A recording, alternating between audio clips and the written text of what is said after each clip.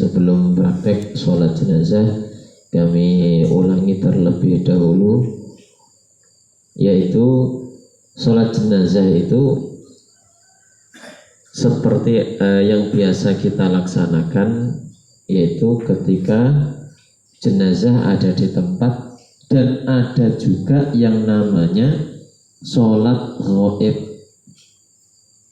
Sholat ghaib itu sholat jenazah yang tidak ada di tempat kita, dalam arti entah di kampung, entah di mana, kita bisa dan boleh melaksanakan sholat ghaib, sholat jenazah yang tidak ada di lokasi dilaksanakan sholat tersebut.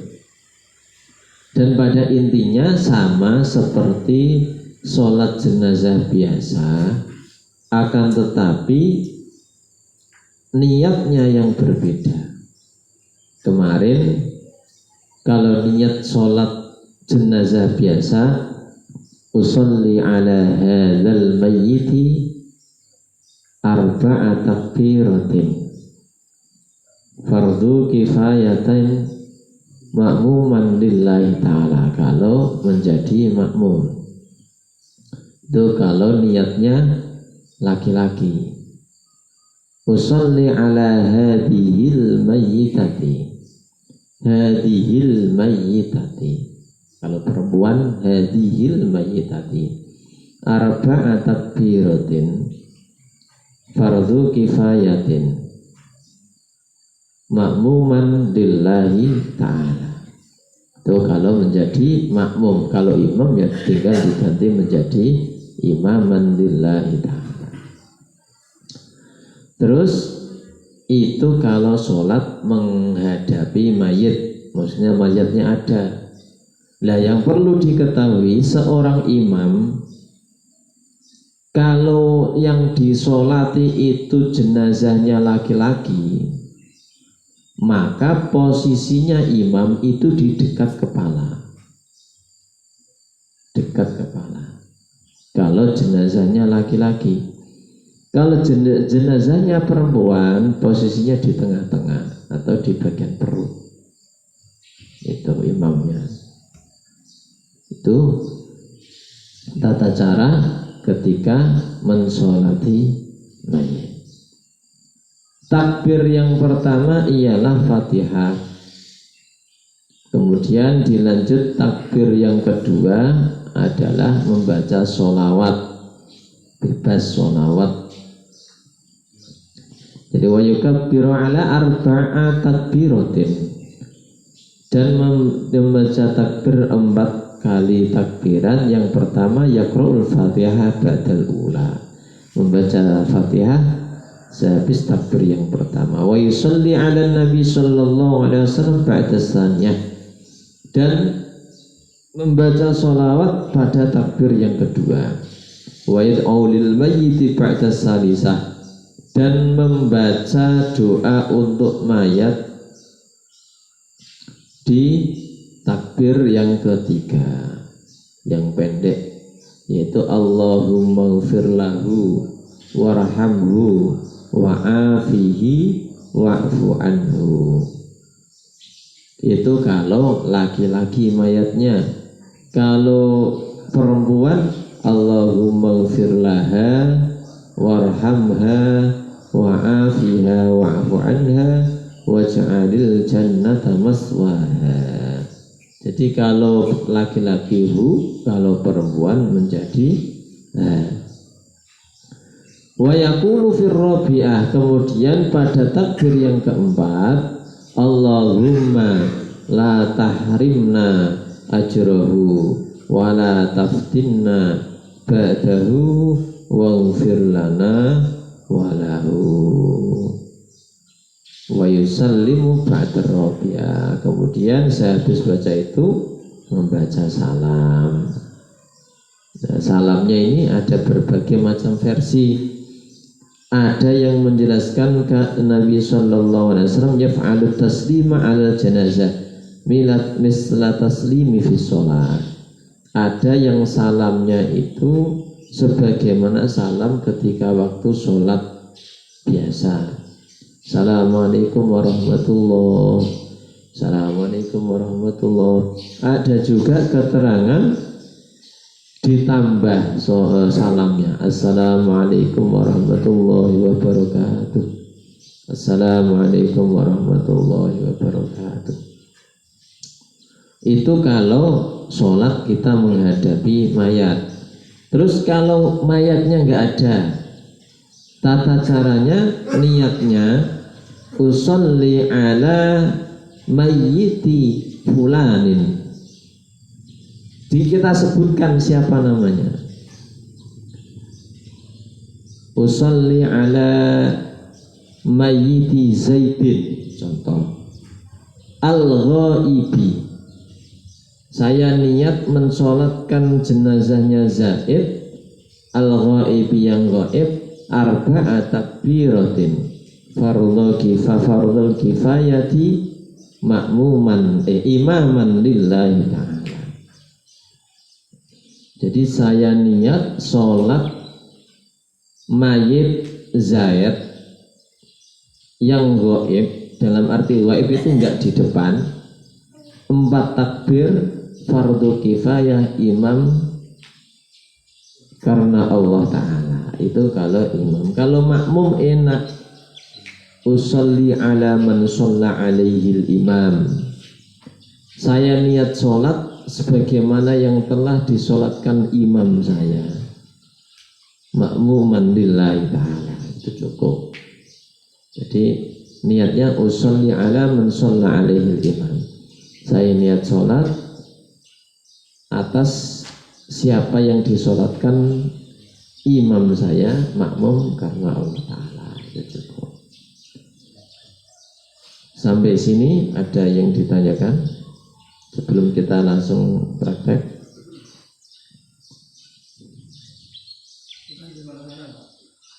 Yang keempat, bisa dibaca Allah maksud.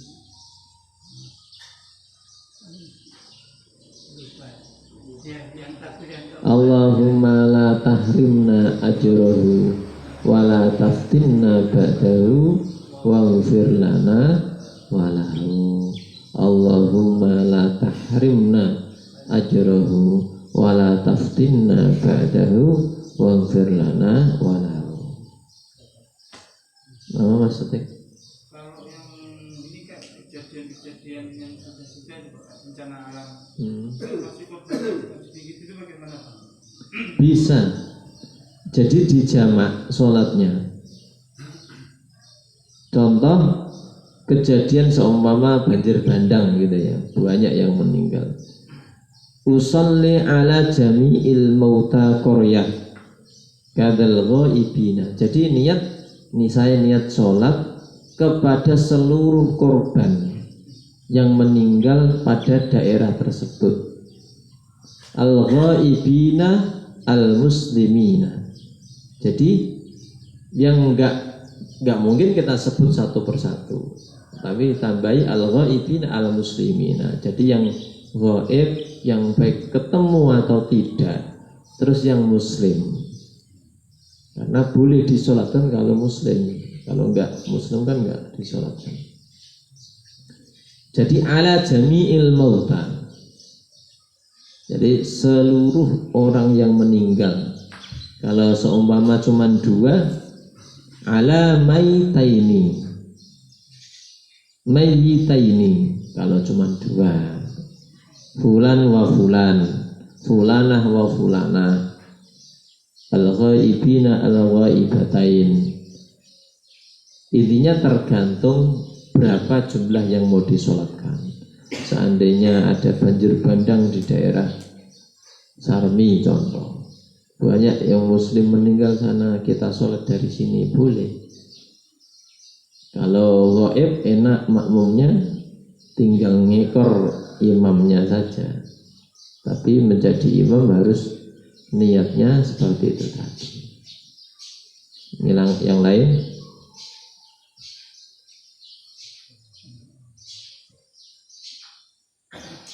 Saya mau tanya tadi,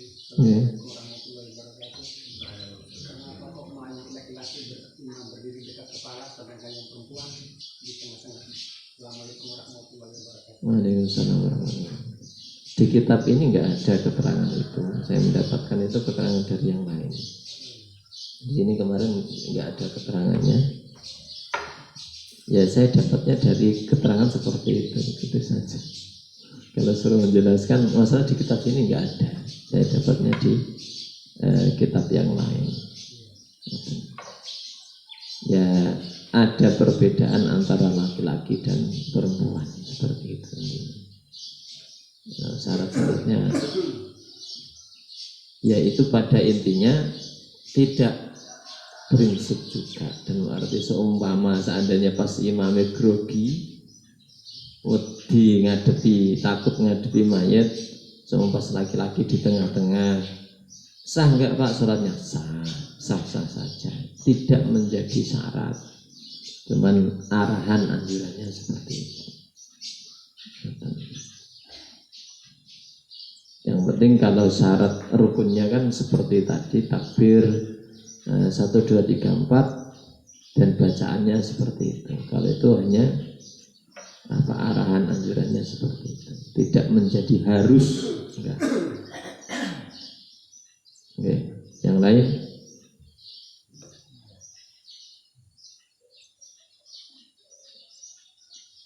Monggo yang menjadi imam. Oh ya, tambah sedikit. Terus persaksian ketika jenazah mau berangkatkan itu sangat penting sekali.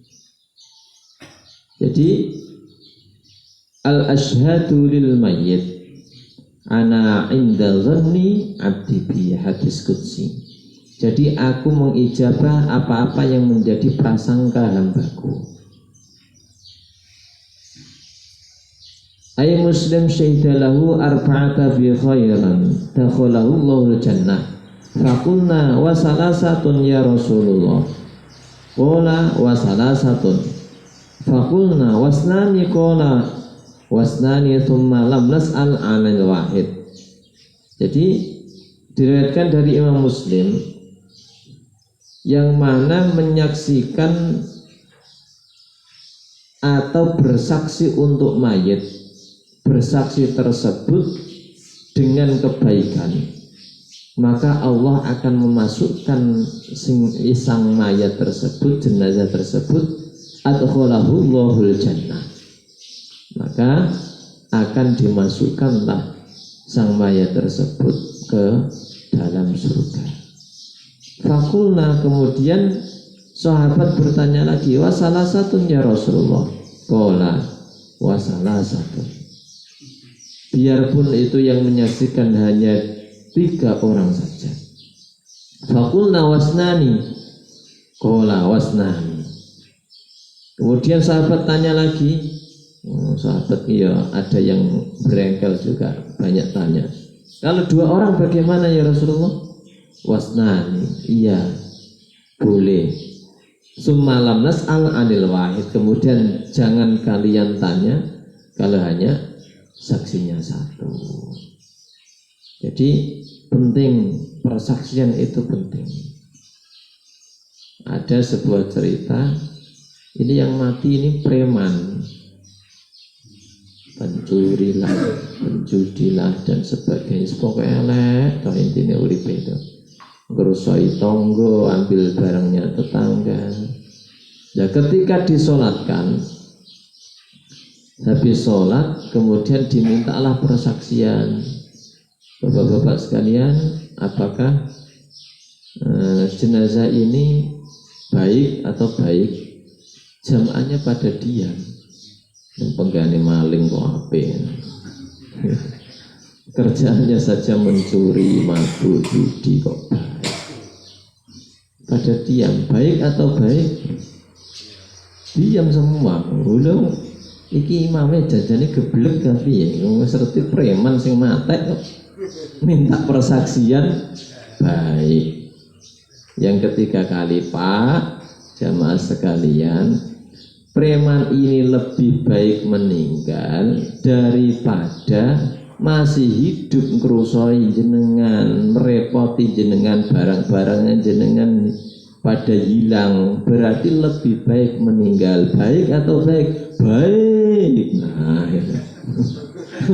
Lebih baik mati daripada hidup. Nah, maksudnya itu dia sudah selesai melakukan kemaksiatan, jadinya ya baik. Nah, itu saking pentingnya persaksian baik. Sebagaimana hadis ini tadi rawahul Bukhari, yang diriwayatkan Imam Bukhari, adkhalahullahu jannah, maka Allah akan memasukkan ke surga. Tapi ya semua itu butuh proses. Yang namanya karat itu ya ditempa dulu. Semua butuh proses, dan pada akhirnya nanti insya Allah akan masuk surga. Seperti itu. Jadi persaksian, ketika kita diminta saksian, jenazah ini baik atau baik? Baik gitu. Wes enggak peduli entah preman kah, entah tukang jamaah, tukang ngaji dan sebagainya. Ya ketika itu preman, yang lebih baik, alhamdulillah dia sudah berhenti melakukan kemaksiatan, kan berarti baik, daripada hidup bensinnya Pak Wandi pinggir jalan diambil nggak bayar, kan alhamdulillah dia sudah berhenti. Seperti itu. Maka langsung bikin 2 soft. Demikian materi yang dapat kami sampaikan. Kurang lebihnya semoga bermanfaat. Amin ya rabbal alamin. Assalamualaikum warahmatullahi wabarakatuh.